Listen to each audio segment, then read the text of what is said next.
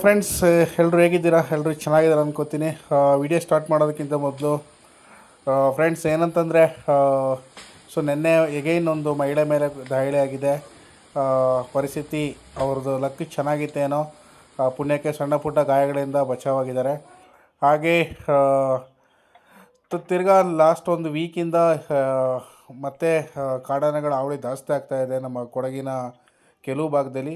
Entire Kodagu ಅಂತ ಹೇಳೋಕ್ಕೋಗಲ್ಲ.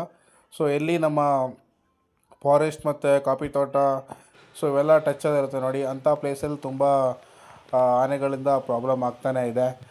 ನಾನು ಕೆಲವೊಂದು ವೀಡಿಯೋ ಹಾಕಿದ್ದೀನಿ, ಕೆಲವೊಂದು ವೀಡಿಯೋ ಹಾಕೋಕ್ಕಾಗಲ್ಲ. ಏನಕ್ಕೆ ಅದು ಸುಮ್ಮನೆ ರಿಸ್ಟ್ರಿಕ್ಷನ್ ಅದು ಅಂತ ಇರುತ್ತೆ. ಸೊ ಹಾಗಾಗಿ ಕೆಲವೊಂದು ವೀಡಿಯೋಗಳನ್ನ ಮಾತ್ರ ಹಾಕಿದ್ದೀನಿ. ಕಾಡಾನೆಗಳು ಯಾವ ರೀತಿ ತೋಟಕ್ಕೆ ಬಂದು ದಾಂಧಲೆ ಮಾಡ್ತಾಯಿದ್ದಾವೆ ಅಂಥೇಳಿ. ತುಂಬ ಕಷ್ಟ ಇರುವಂಥ ಪರಿಸ್ಥಿತಿ ಇತ್ತೀಚೆಗೆ. ಏನಕ್ಕಂದರೆ ಒಂದು ಸೈಡಲ್ಲಿ ಕಾಡಾನೆನ ಅವಾಯ್ಡ್ ಮಾಡೋಕ್ಕಾಗಲ್ಲ.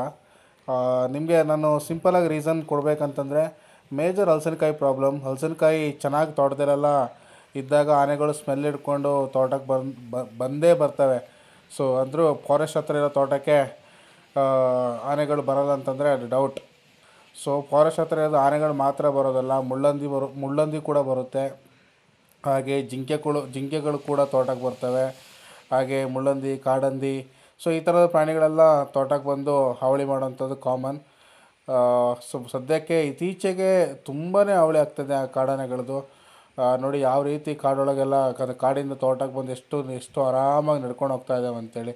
ಸೊ ಈಗಾದರೆ ತೋಟದಲ್ಲೆಲ್ಲ ಕೆಲಸ ಮಾಡೋದು ತುಂಬ ಒಂಥರ ಭಯದ ವಾತಾವರಣನೇ. ನಿನ್ನೆ ಕೂಡ ಸಿದ್ದಾಪುರ ಭಾಗದಲ್ಲಿ ಒಂದು ದಾಳಿಯಾಗಿರೋಂಥದ್ದು. ಹಾಗೇ ನಮ್ಮ ಕಾಜೂರು ಭಾಗದಲ್ಲಂತೂ ಡೈಲಿ ಆನೆಗಳು ಬರ್ತಾ ಇರುತ್ತೆ. ನೈಟ್ ಹೊತ್ತು ಓಡಾಡೋಕ್ಕೆ ಭಯ ಆಗುತ್ತೆ. ಸದ್ಯಕ್ಕೆ ನಾವು ಫಾರೆಸ್ಟ್ ಯಾವ ರೀತಿ ಓಡಾಡ್ತೀವಿ ನೋಡಿ, ಅದೇ ರೀತಿ ಇಲ್ಲಿಯೂ ಕೂಡ ಓಡಾಡೋಕ್ಕೆ ತುಂಬ ಕಷ್ಟ ಆಗುತ್ತೆ. ಸೊ ಏನಕ್ಕೆ ತುಂಬ ಭಯ ಪಡ್ತಾರೆ ಈ ಆನೆಗಳಿಗಂತಂದರೆ, ಇವಾಗ ನಿಮಗೆ ಅನಿಸ್ಬೋದು ನೋಡಿ, ನಾವು ತಿತ್ಮತಿ ಮತ್ತು ನಮ್ಮ ಹುಣಸೂರು ರೋಡ್ಲೆಲ್ಲ ಬರಬೇಕಾದ್ರೆ, ಪಿರಿಯಪ್ಪನ ರೋಡ್ಲೆಲ್ಲ ಬರಬೇಕಾದ್ರೆ ಆನೆಗಳು ರೋಡ್ ಸೈಡ್ಲಿರುತ್ತೆ, ಏನೂ ತೊಂದರೆ ಕೊಡೋಲ್ಲ.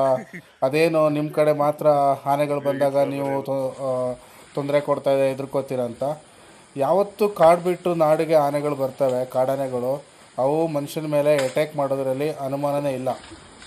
ಯಾಕಂದರೆ ಅವು ಕೂಡ ಭಯಗೊಂಡಿರ್ತಾವಲ್ವ, ಜನರ ಸೌಂಡು, ಈ ಪಟಾಕಿ ಶಬ್ದ.